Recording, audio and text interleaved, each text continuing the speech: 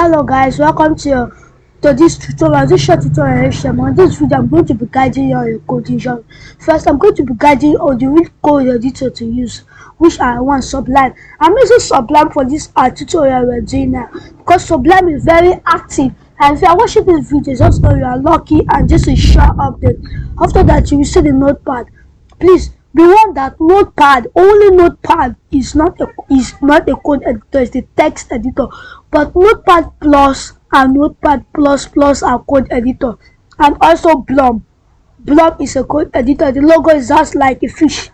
And so many other code editor you can find in the internet. Let me show you how a notepad look like. So if you see a notepad, you can identify it. You can see how a notepad is. You can see the notepad here with notepad. You can see the heading here, notepad. That's how a notepad looks like. I'll see you in the next tutorial. Thank you.